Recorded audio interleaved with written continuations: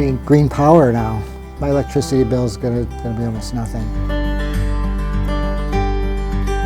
I was on the internet and I was browsing around and seeing what the best panels were, and turned out that SunPower seemed to be, the best. And I was looking to see who installed SunPower equipment, and I found you.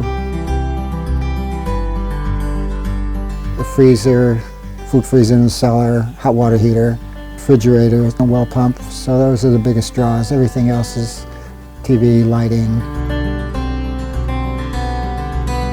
Being an engineer, I know what maintenance is. And solar cells, there's no moving parts. Maintenance, there's really nothing. I'm going to own the system, and I figure that if I'm going to maintain it, being an electrical engineer, I can do a certain amount.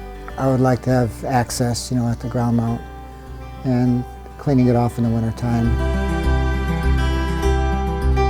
Good 10. The whole team went through all the hoops to get the permits. I mean, there's a lot of permits. It was very helpful.